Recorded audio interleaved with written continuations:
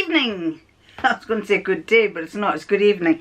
It's 8, so I'm running very late, so I need to hurry up, otherwise I won't get this up tonight. It won't go up till tomorrow morning. And so let's get on with it. First of all, very quickly, I always do that, my ears itchy. Very quickly, Angela made a comment that I had said the other week, and I can't remember, it must have been vlog 1, that I had been dyeing, and she wanted to know what I was dyeing, because I said I was really pleased with the result. So first of all, I'm going to show you one thing that I did, and that was I had a batch of this white jersey cotton, t-shirt cotton. This, first of all, I had a batch that had come from Jenny came from Year via Jenny, and it's white, it's jersey, stretch jersey. And when she sent it to me, I'm thinking, oh, white's no good for me, I get it dirty quickly. But then I thought, oh, I could dye it. Now at the same time, I actually won some white, so I thought, right, I'll try the white that I've won. And I dyed it, and this is the white that I won, and it's turned purple. So I could make a purple t-shirt, and I was thinking, with the other one that I've got, I might change that to another colour, like green or something, because I've got some green dye. And I was really pleased with the result of that. But the other result that I had was the one that was from the dress that I didn't like, and I'll show you the fabric. I've got a little scrap of it here, but the dress I made was out like that. I haven't got time to find the actual video that the dress is in, but once I've got the video up and I find it, I'll attach it somewhere to let you see. But that was the dress that I made. It was a simplicity one, where it was, you had to, what do you call it, where you could adjust it yourself and you had the bust size and everything yourself. I didn't like the colour on me. I just felt it looked really watery and horrible. It made my grey hair look grey, and I looked awful in it, in my opinion. So I dyed this fabric, I dyed the dress, and it turned out lovely. So I'll put some pictures up here of what it turned out like. I was very, very pleased with it. So it just goes to show how changing a colour of some fabric can make the same dress look better. At least I think it looks better. I hope you do too. Anyway, let's start with our... Oh, no. The other thing is, I've also put another thing in. Yesterday I showed you a top that I had, and when I looked at my videos, I had actually filmed it, but it hadn't come through. So I did it again. It was a top that I bought at the garden centre, and his lordship and I went to the garden centre, and I bought this top. I was drawn to it immediately. I liked the colour of it, I liked the shape of it, and I liked the fact that they had put chiffon in. So I'll show you what it looks like on. It cost £25. It was by Class, and I just thought it looked really nice. And I bought it not just because I liked the colour, like the style, but I thought, oh, I could maybe go buying jumpers from charity shops and doing the same thing to that. Doing the same thing with the charity shop. Doing the same thing with the charity shop jumper. Now then, I've got a funny feeling I've already said that. Now, whether I've said it in one of the vlogs or whether I've said it in the vlog in the video that I've lost, apologies if I'm repeating myself. So this is the other one. I love, strange enough, I'm not that kind of a colour person, but I do like it. And I like the fact that it's got this side bit here. That there, and the panel goes along the front, so it's like, and it's voile. Let me show you. If I pull that up, it's see-through voile, which is really nice. And it goes around the bottom, around there. There's a split down the side, and there's a split down the back, and they put that into it. And I think that's rather a novel way of making a jumper. Take an old jumper, use some of your voile or your chiffon, and make little cuffs with it, and put a V in the back and put some round the front. I might just try that. Anyway, back to hemline. Hemline number 11. I'm going to have to take my glasses off because I can't see without them. So hemline number 11, and I think I've already said this, but I hadn't realised it's going down in numerical order, 1, 2, 3, and then goes down there, across there, and down there. So number 11 is the end one here. And let's put that there. Don't drop off. Right, are you ready? Because I have to take my glasses off to see this. What does this say? Let's get you, pull you in and get you, I'll go that way and then pull it out. Come on. Is it me or is it blurred? There. Nezening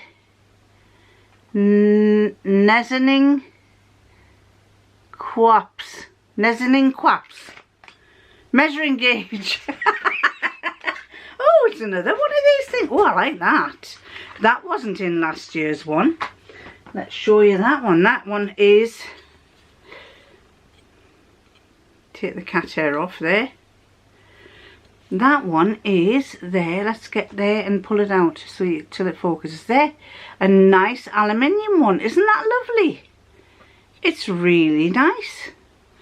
Very nice. Hemline seam gauge. It's got 6 centimetres along the bottom there, 4 centimetres up the side, 2 centimetres across the top, 3 centimetres along the side there, and 1 centimetre down there. I'm not sure, you'll no doubt tell me why it has a notch in it, why it has notches like that. It doesn't, I don't know, but it says 3 and 4. 3, 4 and 6 centimetres bottom seams, so I would imagine that means hems. 1.5 and 2 centimetres side and shoulder seams, and 1 centimetre is the armhole in the neckline. So you use that for measuring your seams. And I don't know what that little hole's for, probably for hanging it up perhaps, I don't know. And someone else, a couple of you in the comments, I am reading the comments and I'm trying to answer as many as I can. If you don't say a great deal, then I try not, I just tick and like. But a couple of you actually said, are they not for putting on your machine for when you're going over heavy, thick layers of fabric? You know, when you've got a thick layer of fabric, you put that in under your machine foot and it makes it go at a steady pace. I think that goes around the back way.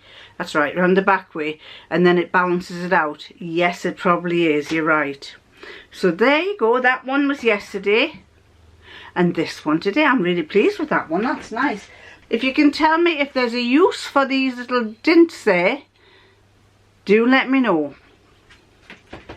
The dints on both sides. Now then, L'Occitane number 11. Number 11, and number 11 is up here. Number 11, where was I? There. Pull you down a bit, there. Number 11 is here. Am I pulling this right? Yeah. There. Come on. Oh, it's a tube that's dropped down, so I'll have to turn it round to get it out. Another tube, and this time it is a tube of foot cream. Foot cream, cream for your feet. And it says, yes, cream for your foot cream, dry skin foot cream. And let's smell it and see what it's like. Oh, it smells like oh, medicated, like the kind of thing that you'd have on medicated. Oh, what would you call it? Disinfectant-y, medicated kind. Oh, you can smell the herbs. What herb can I smell? Oh, it's herbs. What? I don't know what it is. Oh, not rosemary. Could be rosemary. Oh, it's got lovely herbs in it. Oh, I'll have to look it up and I'll put it up here to tell you what herbs they are. I don't think it'll... if it tells me the writing is so tiny on there that I might not be able to read it properly. So let me just see if it's in Denmark. Ingredients. Helianthus anus, Newfoundland. sunflower seed oil. It's lavender. I can smell lavender in it. Lavender oil. Inulodes flower extract. Cocos nucifera, coconut oil. Oh God, that's a big long word. There's a few big long words. Xanthan gum. That's what you get in chewing gum. Anyway, it's got a lovely smell. It's lavender and oh, just really nice. So put that on your feet when you come out of the bath and you will be smelling lovely. So that is my foot cream. Now then, I can't remember your name, but I did tell you I would answer this in this vlog. A lady said, where are you getting the things from to stick in the picture on the map of the British Isles? And oh, I'm going too far, aren't I? But I'll say this now, and then I'm going to put it. And what I have is I have this card like this with the numbers on, and I pull the ones out that they apply for. That you know, I look for the number and then I pull it out. So I'm not going to tell you what the number is yet, because it's Sherlock Holmes time, isn't it? And you all enjoy this Sherlock Holmes. Even my big sister said she's enjoying Sherlock Holmes. Hi, big sister. She was saying that she says, I've been binge watching because she says, I missed it. I've lost my Sherlock Holmes book. Where is it? There it is. It's under my fabric. She was saying that she was binge watching, and she said the very first one reminded her of a murder that happened in France. And what I'll do is I'll try and find the information on that murder and I can tell you about it. Now my battery's going yet again, so I'm going to have to change it, so hang on. And while I remember, before I start the Sherlock Holmes, some of you asked about whether the lady got a parcel yesterday. Well, his lordship went straight on the phone and rang the depot and talked to Stan, who he knows very well, who works in the office. And after much conversation, Stan gave him a phone number to ring in the Basildon office in London, which he's not really supposed to do, so shh, don't tell anybody. And so this morning his lordship got up early, rang the Basildon office and was very nice to them. He says, I wasn't nasty, I just was very nice to the guy. And he says, I told the guy this lady needs her stuff. The thing is with trophies is they're generally for presentations, and she ordered it last Wednesday. She had said she had hoped to have the presentation last weekend, but they couldn't have it because the trophies hadn't arrived, and they were hoping to have it this weekend, and obviously they were getting a bit panicky. It's a church. I'm not quite sure what kind of a church it is. It's called, some of you might know about it, it's Love World, and they give out trophies. I don't know what they give out trophies for. But there's an awful lot of them, as I've said before in a previous vlog. So anyway, the lady messaged today to say, I have got the trophies, I've got the package. She says the box has been opened, but she says I think everything's intact inside. So he heaved a sigh of relief when he found that out. Now then, this is a little bit, you have to really listen and concentrate on this, because there's a lot of writing here telling me to read out to you. It's kind of a list, so you have to listen carefully.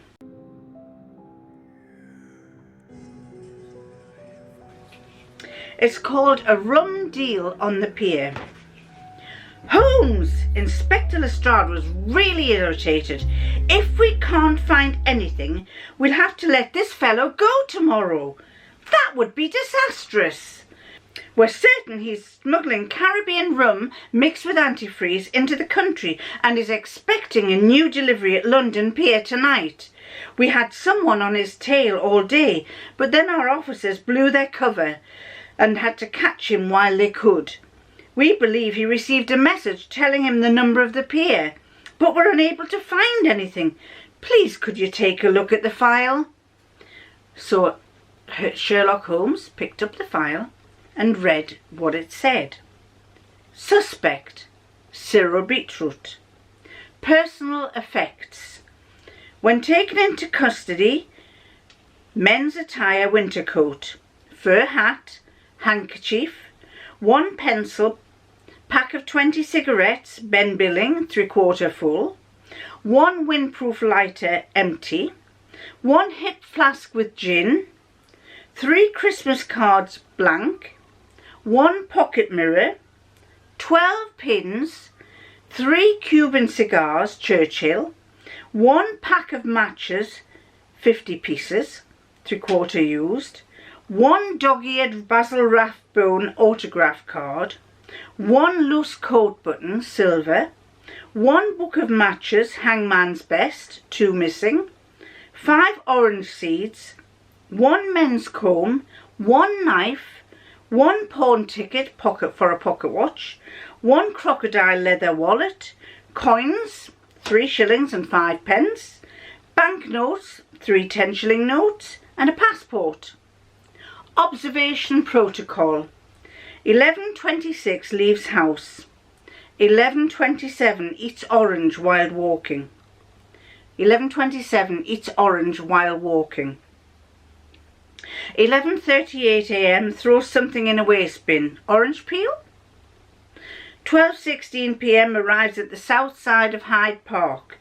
12:19 p.m. lights a cigarillo. 12:29 p.m. throws something in the waste bin. 1:21 p.m. buys a daily newspaper from a newspaper boy at Piccadilly. 1:25 p.m. cuts off a coat button with a knife and puts it in his pocket. 1:35 p.m. smokes a cigarillo. 1:48 p.m. buys a box of Ben Billing at Piccadilly. 1:49 p.m. smokes a cigarette. 1:52 p.m. throws something in a bin. 2:45 p.m. reaches St. Paul's Cathedral. 2:48 p.m. in front of the cathedral buys a pack of matches from Beggar Girl. 3:32 p.m. gives 2 street workers a cigarette each. Cleopatra's Needle. 3:45 p.m. reaches the British Museum. 3:59 p.m. dines at Hangman's Best. 4:32 p.m. orders brandy and smokes 2 cigarettes. 4:52 p.m. leaves restaurant, leaves newspaper behind. 4:57 p.m. apparently on the way home. 5:12 p.m. turns around suspiciously. 5:18 p.m. discovered us and starts running. Arrest! And so Holmes replied, saying, "Well, my dear Lestrade, we can say nothing for certain on the basis of the scanty notes taken by your talentless men. However, one possibility seems more than obvious to me." So have you worked out what the PA number is? I shall tell you after we've looked at the map of England. The next one, number 11, is actually in Northern Ireland. In Northern Ireland, number 11 there. Now, I don't know much about Northern Ireland, so I want to go and see those. Those are, what are they called? I'll have to find out and I'll tell you tomorrow. Anyway, Northern Ireland, we're talking about this here. So number 11, if I find number 11 on my piece of card for the lady who was asking, it's a Christmas tree. I don't think it's a Christmas tree. Oh, it's the shape of the building. I'm assuming that is the shape of the building for some reason. But look what it says. Ready? Titanic Centre. It's the Titanic Centre in Northern Ireland. Now, I didn't know about this. I'm as ignorant on this as you are. Although some of you will know about it, so you'll be saying, well, I knew about that. Anyway, number 11. In Ireland, I'll get you in that position. This Belfast visitor attraction was built on the site of the Harland and Wolff shipyard where RMS Titanic was originally constructed. Its exhibitions tell the story of the luxury liner and why she sank on her maiden voyage after hitting an iceberg in 1912. So that's well worth going to see if you ever go to Northern Ireland. If you're tracing your roots and you've got family in Northern Ireland, that's probably a good one to go and see. Oh, and someone asked me to say what I'm going to do at the end. I'm going to put the points on, because somebody asked me to, a couple of people have asked me to point out places that aren't on the map because they'd like to know where they are. Oh, and a few people said, you know, I did York yesterday. Was it yesterday? No, not yesterday, the day before. I did York, and a few people were telling me that Stitched Up, oh, what's her name from Stitched Up? Put it up there again. Lousy memory. She went to York, and I was amazed. I watched it because there's a new fabric shop opened in York. But she filmed the streets, and the streets are empty, but it looked lovely because you could see a lot more, because normally it's buzzing with people, and it was really nice nice to see the actual streets of York without people buzzing around in. So that is your map of Great Britain. And let's go back to this pier. Did you find out what number the pier was? I couldn't have worked that out. Oh no, before I go to that, I've got one more thing to show you here. The quilting calendar. Get us up to date, because we are on, what day are we on? 11, 3, 4, 5, 6, 7, 8, 9. I'm going to take you up to 10, because 10 is another one. This one is Hexagon Sampler Quilt. Hexagon Sampler Quilt. And that was Tuesday the 1st of December, and it's 34 inches by 45, block size 9 by 9 finished, and the block count is 6, and that's what it looks like at the back. And then you have the pink hexagon, the pink flower,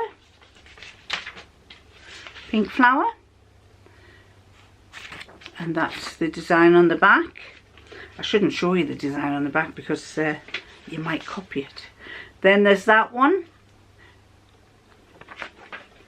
and then that one, this one,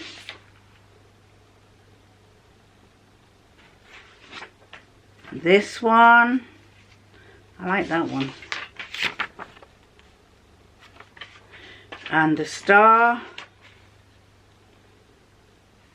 And sorry, I'm going to take you to the 9th of I'm going to take you to the 9th of December, because the 9th of December is a new quilt. Oh no, I'll tell you what, I'll take you to the 12th, because it starts again with a new one. So the 9th of December is a new one, and this is called the Hanukkah quilt. The Hanukkah quilt, it's lovely, that.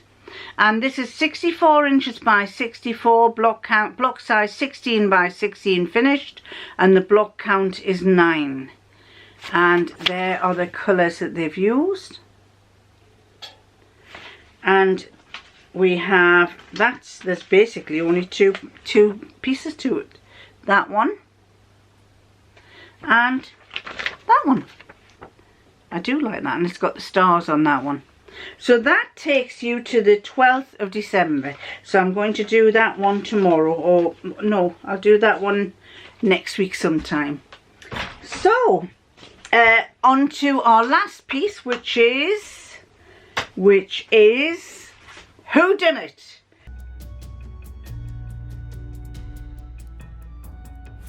What is the number of the pier? So I couldn't, it was just going over the top of my head there, and I'm sure it probably did with all of you, but there's always somebody who might say, oh well, I quite understand what I can work it out. I don't know how you can, but anyway, the solution to a rum deal on Pier X, a rum deal on Pier X. Did I have that on the other side? Oh, I didn't mention X because there were matches together. A rum deal on Pier X. Can you see that? So, a rum deal on Pier X. You see, this is Holmes speaking. You see, our suspect smokes. He has 3 Cuban cigars on his person and probably doesn't smoke them because they're not suited to the occasion. He smokes his last 2 cigarillos at 12:19. He smokes his last 2 cigarillos at 12:19 and 1:35 respectively. He smokes his last 2 cigarillos at 12:19 p.m. and 1:35 p.m. respectively. Then he purchased a pack of Ben Billings cigarettes at Piccadilly Circus. At 1:49 p.m. he smokes the first of these cigarettes. At 3:32 p.m. he gives 2 away to some sponging builders. Following his late lunch at the Hangman's Best, opposite the British Museum, he orders a brandy and smokes a further 2 cigarettes. All in all, there should be 5 cigarettes missing from the pack. And that is what is recorded in the inventory taken of it on his arrest. Let us reconsider. He only smokes 3 of the cigarettes himself. To do so, he purchases a box of matches from a beggar girl at St. Paul's. Isn't that right? Wrong. When he smokes his first cigarette, he must have used his lighter, because he was still at Piccadilly. Only afterwards does he head off to the cathedral. His lighter must be empty then, because he lights his last 2 cigarettes using a book of matches. His lighter must be empty then, because he lights his last 2 cigarettes using a book of matches given to customers at the Hangman's Best. One of these was found on his person with exactly 2 matches missing. So did he buy a box of matches where at least 3/4 of the pack had already been used? I don't think so, unless it was on purpose. Find the poor beggar girl, if she hasn't frozen to death on the steps of St. Paul's by now, and determine the number of burnt matches in the matchbox. That should give you the number of the pier for tonight's handover. So we still didn't get the answer, did we? But you can see his methodical way of working it out. I would have just said, I can see why Lestrade said, oh, we give up, we can't work it out, because you know, he did this, he did that, he did the other. It's 20 to 9, so I'm going to love you and leave you and catch you again tomorrow.